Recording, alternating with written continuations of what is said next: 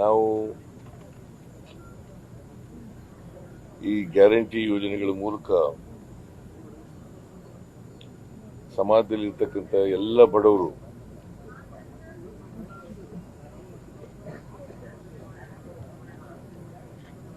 ಯಾವುದೇ ಜಾತಿ, ಯಾವುದೇ ಧರ್ಮ ಇರ್ಬೋದು, ಯಾವುದೇ ಭಾಷೆ ಇರ್ಬೋದು,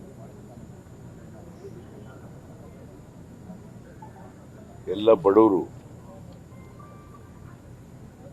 ಅವರಿಗೆ ಮಧ್ಯವರ್ತಿಗಳ ಹಾವಳಿ ಇಲ್ಲದೇನೆ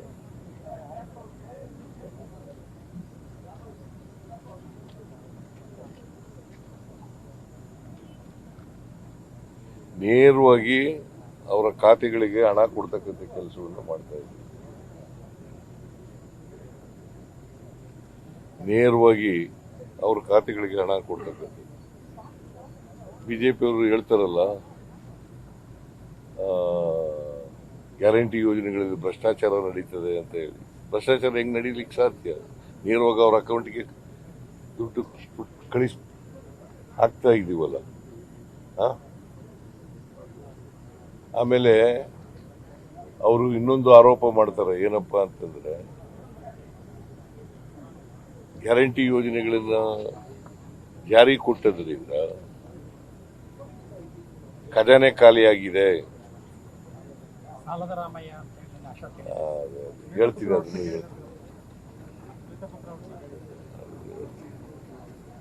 ಅದನ್ನು ಹೇಳ್ತೀನಿ. ಈಗ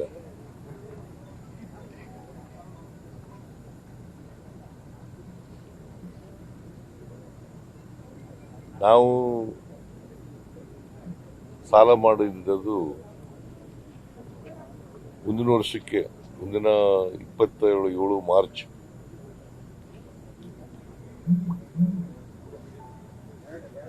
$8,24,000 ಕೋಟಿ ಆಗಿದೆ.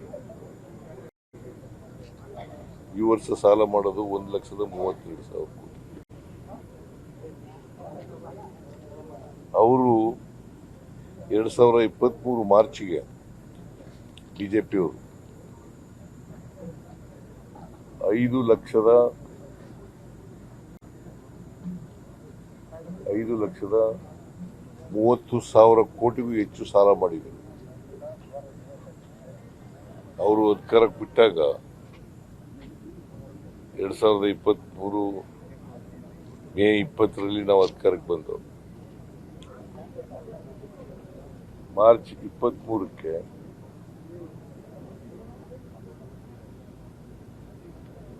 ಮಾರ್ಚ್ 23 2023 ನಾವು ಮೇ 20ರಲ್ಲಿ ಬಂದಿದೆ. ಮಾರ್ಚ್ ಕೊನೆಯಲ್ಲಿ ಅವ್ರು ಮಾಡಿದ್ದು ಸಾಲ ಎಷ್ಟು? 5,30,000 ಕೋಟಿ.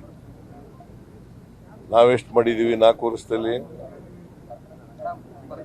2,56,000 ಕೋಟಿ.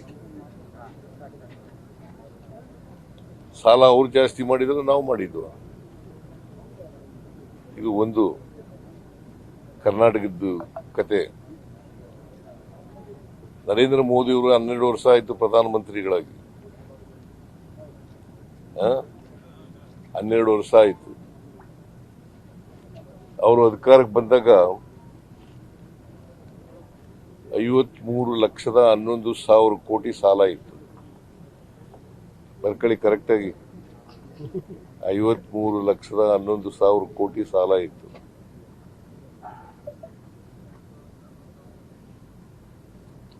ಈಗ ಎಷ್ಟು ಸಾಲ ಇದೆ ಗೊತ್ತಾ ನಿಮ್ಗೆ? 218 ಲಕ್ಷ ಕೋಟಿ. ಅಂದ್ರೆ ಸ್ವಾತಂತ್ರ್ಯ ಬಂತವಿಂದ ಅಕ್ಯುಮುಲೇಟ್ ಆಗಿದ್ದಂತ ಸಾಲ 53,11,000 ಕೋಟಿ. ಇವರು 12 ವರ್ಷದಲ್ಲಿ 218 ಟೋಟಲ್ ಸಾಲ ಇರ್ತಕ್ಕಂಥದ್ದು ದೇಶದ ಮೇಲೆ 218 ಲಕ್ಷ. ಇವರು ನರೇಂದ್ರ ಮೋದಿ ಅವರು ಎಷ್ಟು ಮಾಡಿದ್ದಾರೆ ಅಂತಂದ್ರೆ 165 ಲಕ್ಷ ಕೋಟಿ. ಎಷ್ಟಾಯ್ತು ಸಾಲ? ಯಾರು ಮಾಡಿರೋರು ಜಾಸ್ತಿ?